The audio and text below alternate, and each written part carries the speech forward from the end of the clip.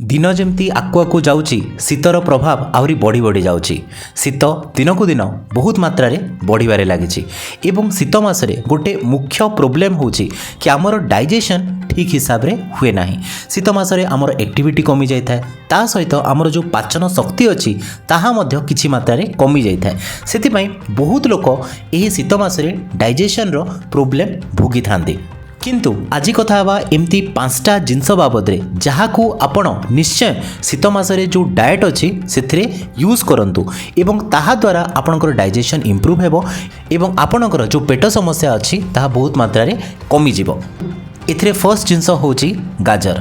शीत मासे आपण गाजर हलुआ निश्चय खाइथिबे, किंतु खाली गाजर को गाजर हलुआ नुहे, एथिरे डिफरेंट हिसाब रे याकू यूज करा जाय परिबो। केतेले तरकारी रे हो, केतेले गाजर जूस करके हो, किंबा केतेले सलाड करके हो, गाजर को निश्चय आपण यूज करंतु। एवं गाजर कोन करथाय हमर जो डाइजेस्टिव सिस्टम अछि ताकू बेसी मात्रा रे एक्टिव करथाय एवं हमर जो डाइजेशन प्रॉब्लम अछि ताकू मध्य कमे दैथाय।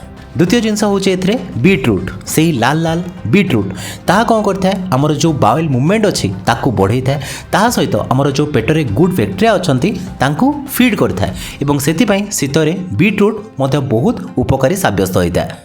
तृतीय आसुची आमर साग। आमे जानिचु शीत मासरे डिफरेंट टाइप्र साग मिलता है। साग कौन करता है आमर फाइबर कंटेंट को आहरी बढ़ई थाए एवं जो मानकर कन्स्टिपेशन अच्छी तांकर बावेल मूवमेंट रे यह बहुत हेल्पफुल होता है। चतुर्थ जिनस हूँ ब्रोकोली। ब्रोकोली हूँ कोबीर भाई एवं ताकू जदि अल्प टिके कुक करके आमे सलाड बनेकी खाइबा तेबे ताहा मध्य बहुत मात्रा रे फाइबर कंटेंट देता है एवं ताहा मध्य आमर गट बैक्टेरिया पई बहुत हेल्पफुल होता है। एवं लास्ट जिनस हूँ आमर ग्रीन चना। ग्रीन चना मध्य बहुत मात्रा रे सेथिरे प्रोटीन थाए, ता सहित फाइबर कंटेंट मध्य बहुत अधिका थाए।